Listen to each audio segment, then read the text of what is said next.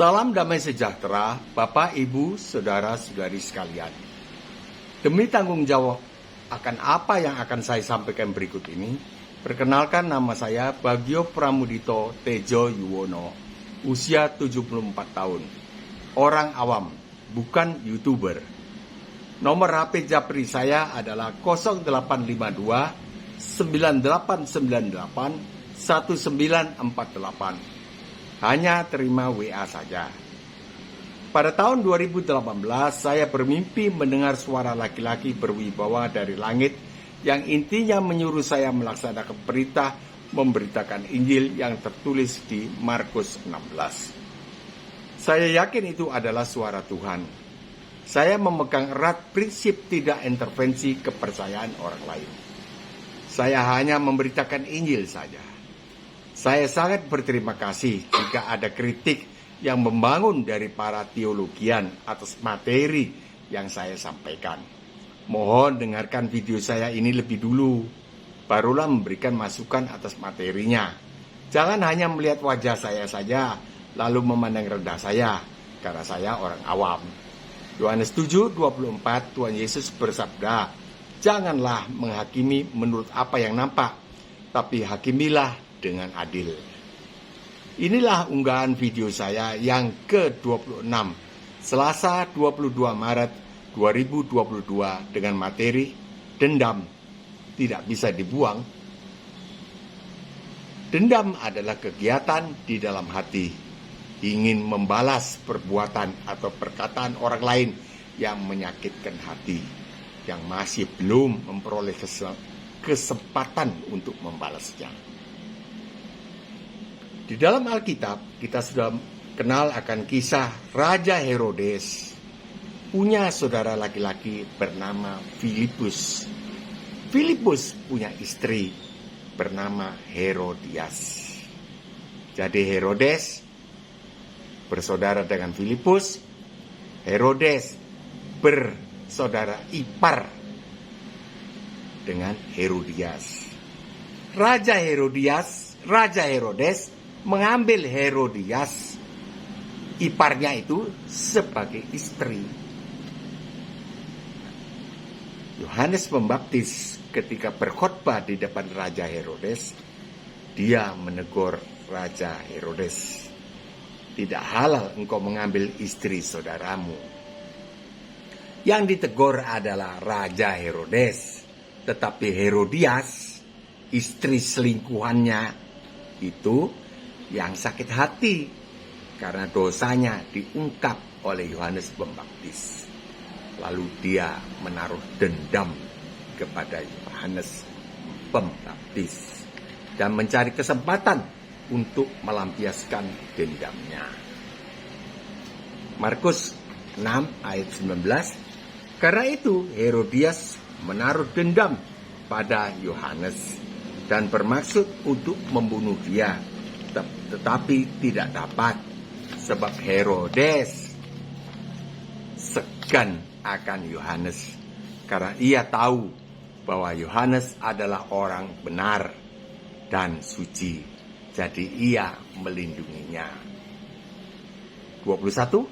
Akhirnya tiba juga kesempatan yang baik bagi Herodias ketika Herodes pada hari ulang tahunnya mengadakan perjamuan untuk pembesar-pembesarnya, perwira-perwiranya, dan orang-orang terkemuka di Galilea.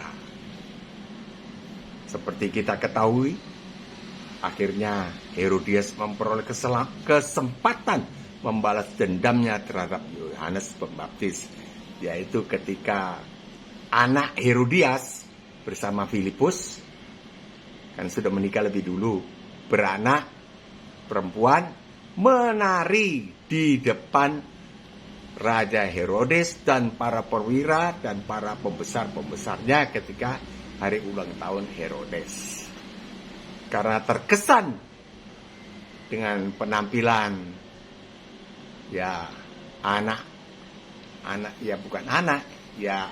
anak perempuan tadi, anaknya Herodias dengan Filipus ini, lalu Herodes secara emosional berujar, "Minta apa saja kau, akan kuberikan kepadamu. Bahkan setengah kerajaanku pun akan kuberikan kepadamu. Anak perempuan ini, anaknya Herodias dengan Filipus, dia lari ke ibunya. Mak, saya minta apa dong, Mak? Herodias langsung menjawab, minta kepala Yohanes Pembaptis di atas talam ini. Nah, baru disampaikan oleh nona ini. Kaget Herodes. Tapi tidak bisa dicabut. Karena raja bicara di muka para pembesar. Potong kepalanya Yohanes Pembaptis. Das. Diberikan kepada Herodias. Dendamnya terlampiaskan. Saya yakin dendam dilampiaskan tidak bisa memuaskan. Karena itu bukan kebenaran. Bukan kebenaran Allah. Bukan. Seperti kita telah ketahui, akhirnya Herodias memperoleh kesempatan membalas dendamnya terhadap Yohanes Pembaptis. Bahasan kita sekarang, orang yang menaruh dendam di dalam hati senantiasa mencari kesempatan untuk melampiaskan dendamnya. Sebuah fakta, banyak orang yang sampai matinya tidak memperoleh kesempatan untuk membalas sakit hatinya itu. Kalaupun orang memperoleh kesempatan dan dia membalas, pasti ya berurusan dengan polisi, dengan hukum, atau dengan Tuhan kelak. Kalau orang tidak memperoleh kesempatan untuk membalas, maka dia bawa sampai mati dendamnya itu. Mungkin dia tidak bisa membalas karena musuhnya lebih besar badannya, lebih kuat, punya kedudukan di masyarakat, atau takut ditangkap polisi, dan lain sebagainya. Orang yang menyimpan dendam ini sampai hari matinya tidak bisa menikmati kesempatan menyembah Allah. Karena dendam bukanlah sebuah kebenaran. Yohanes 4:24, Allah itu roh. Ini sabdanya Tuhan Yesus sendiri. Allah itu roh, dan barang siapa menyembah dia harus menyembah di dalam roh dan kebenaran. Jadi kalau menyembah ada dendam, itu tidak benar, ketidakbenaran. Tidak bisa orang datang menyembah, tidak bisa. Menyembah yang full hearted ya. Kalau berbahasa roh ya dari otaknya, tidak bisa dari dalam.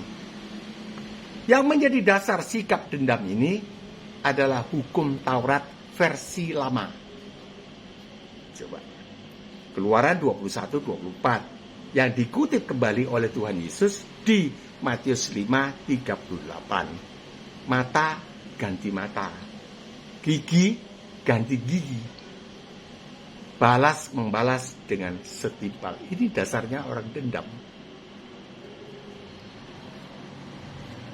Setelah Tuhan Yesus menyerahkan nyawa di atas kayu salib, memberi keselamatan gratis dengan menggantikan hukuman yang seharusnya kita jalani akibat dosa-dosa kita, beliau memberi standar hidup hukum Taurat versi beliau.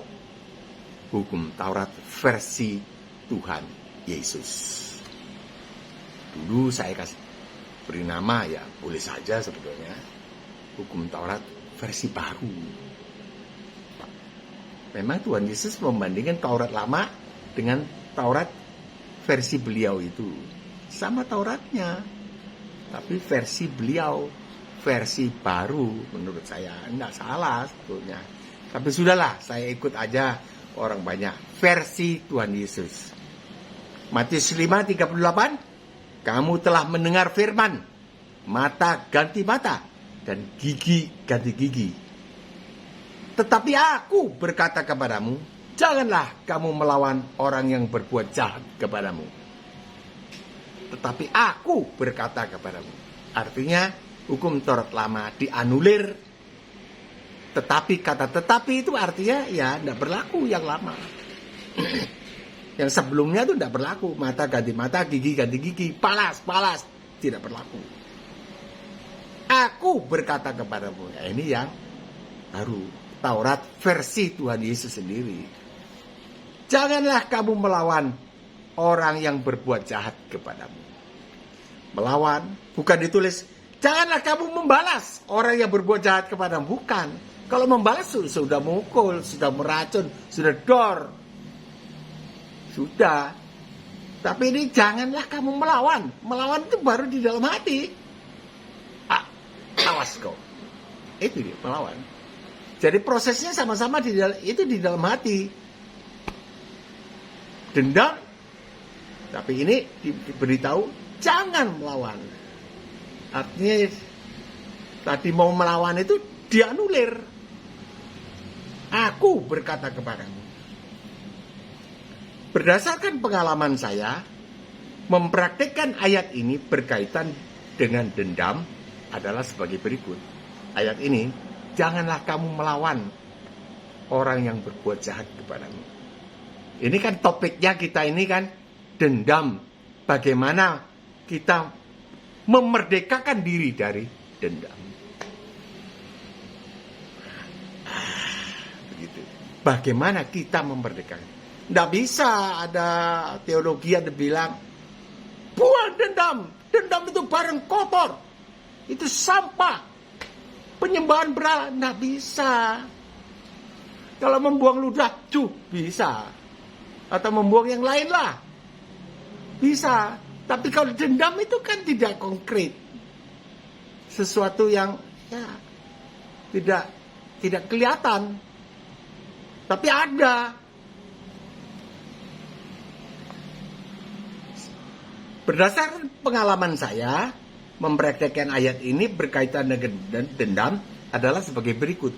Setiap kali kita tutup mata akan menyembah Allah, kita mulai membayangkan diri kita menghadap Allah yang Maha Kudus.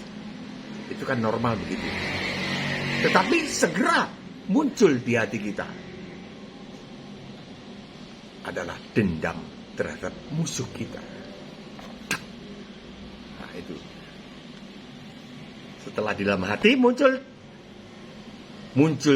juga di otak kita akan sakit hati yang diakibatkan oleh musuh kita ini. Dilanjutkan dengan di pikiran kita agar musuh kita itu terkena musibah. Itu kan berlanjut.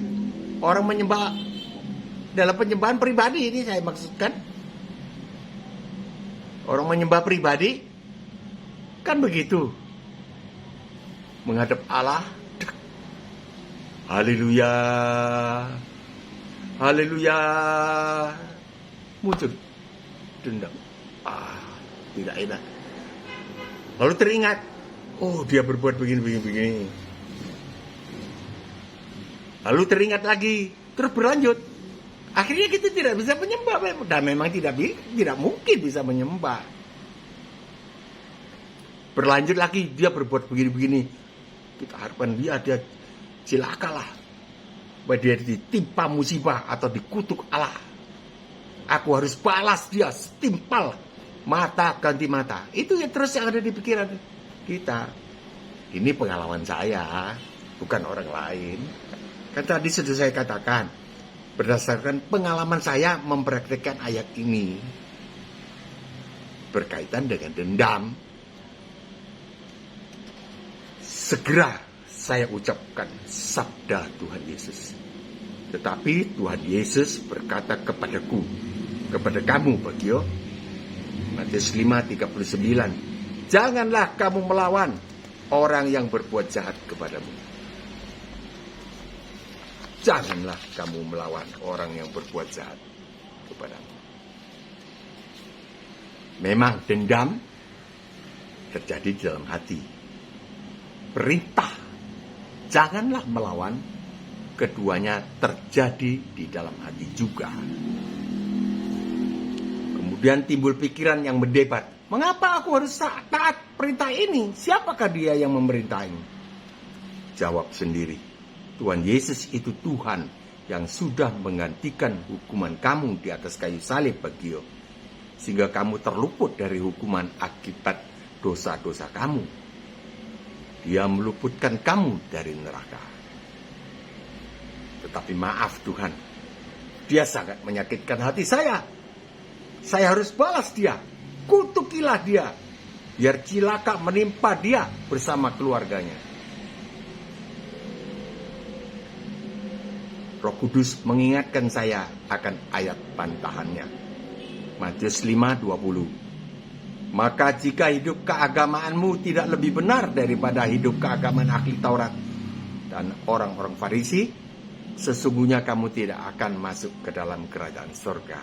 Bagio, kamu tidak akan masuk ke dalam kerajaan surga. Kamu masuk neraka. Itu terjadi dalam benak kita. Lebih benar bagaimana Tuhan? Hukum Taurat versi lama, mata ganti mata, gigi ganti gigi, balas membalas setimpal.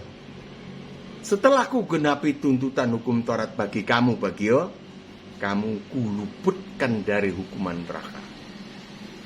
Kamu harus hidup berdasarkan hukum Taurat versi aku, versi Tuhan Yesus maksudnya.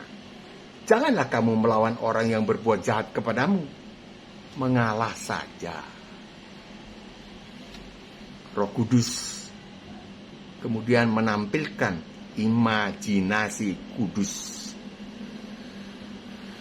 Yohanes 19:30, yaitu ketika Tuhan Yesus menyerahkan nyawa di atas kayu salib sambil berseru, "Sudahlah genap. Tuntutan hukum Taurat sudah ku genapi bagi kamu, Bagio." Matius 5:17. Hukum Taurat tidak berkuasa menuntut kamu lagi, Bagio. Sudah ku genapi hukumannya bagi kamu, Bagio. Memang terjadi pergumulan antara daging dan roh, antara firman Tuhan bersama Roh Kudus melawan ego kita. Akhirnya setelah 30 tahun bergumul, dengan pertolongan Roh Kudus saya memilih memenangkan kehendak Tuhan yang sudah menggantikan hukuman saya.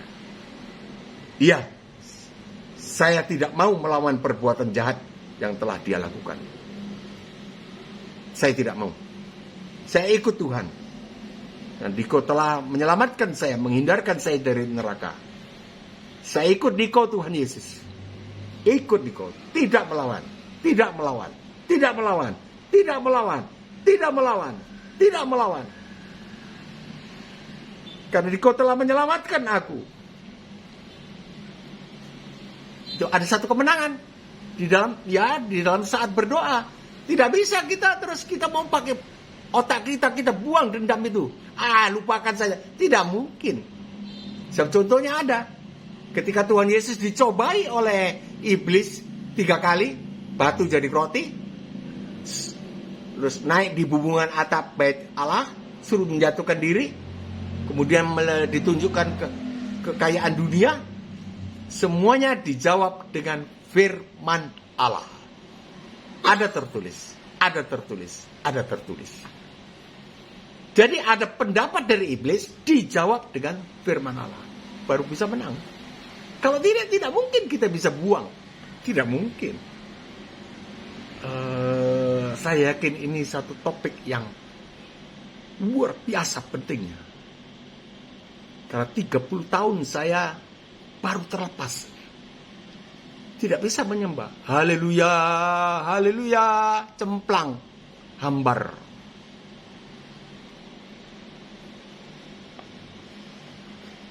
Setelah mengambil keputusan memenangkan kehendaknya Sang Juru Selamat, inilah yang disebut kuasa salibnya Tuhan.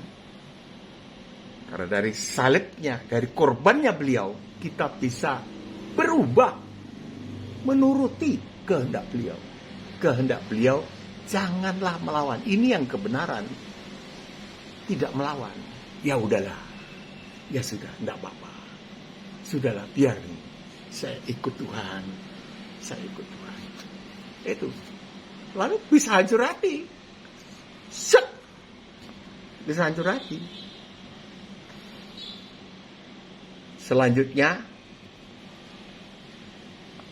langkah konkret, langkah nyata yang saya lakukan adalah merencanakan mengubah hubungan dengan musuh saya dengan menemui dia. Ada dua sebetulnya, tapi saya cerita satu saja. Dua orang yang lama sekali saya tidak bisa. Itu yang menghalangi saya menyembah. Saya mengambil langkah konkret, yaitu menghubungi dia. Di dalam kasus saya ini, ya bisa saja kalau kasus Bapak Ibu Saudara-saudari sekalian beda-beda. Dalam kasus saya ini, saya peluk dia dengan berkata setengah berteriak, "Aku hapuskan semua kesalahanmu." Walaupun dia tidak minta maaf, tidak mengakui kesalahan. Tidak gampang dan tidak mudah. Apalagi seperti ini, membebaskan. Saya bebaskan, hapuskan semua kesalahan kamu. Itu keputusan kita, membebaskan dia. Artinya, tidak bersalah kok. Walaupun di depan umum, di muka umum saya lakukan. Kemudian saya sampaikan kepada dia bahwa secara tetap kita akan mengadakan pertemuan ramah tamah di kafe. Sebetulnya saya beritahu ada rasa jijik terhadap dia. Tetapi saya mengabaikan hal itu. Saya abaikan kesalahannya dengan firman, janganlah melawan orang yang berbuat jahat kepada kamu. Ada jijik, saudara. Tidak mudah, saudara. Harus ada di dalam doa. Peran Roh Kudus itu, ya boleh dikata ya. Kita ini perannya sedikit sekali, cuma iya mau saja. Perannya selanjutnya paling besar adalah Roh Kudus sendiri yang melakukan itu di dalam saya. Itulah cara saya memerdekakan diri dari dendam. Saya heran bagaimana para pendeta ada yang mengajarkan membuang dendam. Saya dulu sebelum saya bermimpi ini, saya bodoh sekali, saudara. Dibuang dendam, saya buang dendam dalam nama Yesus, saya buang dendam ini. Tidak bisa. Tidak bisa. Pendapat iblis dijawab dengan pendapat Sang Juru Selamat Yesus Kristus. Baru bisa. Tidak bisa kita buang. Dendam bukan benda konkret. Abstrak. Ada tapi tidak bisa dipegang, kan? Tidak bisa kita membuang dendam seperti membuang ludah. Atau dahak. Atau ya apa yang keluar dari tubuh kita lah. Tidak bisa. Dendam itu adalah kehendak si pembinasa, iblis, supaya orang tidak bisa menyembah. Ini salah satunya. Yang lainnya kalau ada dosa yang lain dipertahankan, ya tidak bisa menyembah. Yang memang itu bukan kebenaran.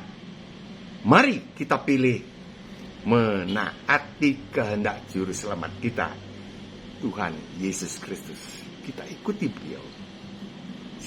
Setelah itu saat menyembah, tak terkatakan nikmatnya. Abah, saya tidak bisa ceritakan indahnya, saudara. Biar 2 jam. Saya mau bilang terima kasih. Saya tidak berbahasa lidah. Kalau saya sampai sekarang belum dibaptis Roh Kudus. Belum. Tapi kalau 2 jam dalam penyembahan full contact, ya, puasa semua keringat. Ya, demikian pengalaman saya. tentang dendam tidak bisa dibuang, tapi dianulir, dimerdekakan, disingkirkan dengan pendapat daripada Tuhan Yesus Kristus. Sekian bahasan kita. Tuhan Yesus memberkati.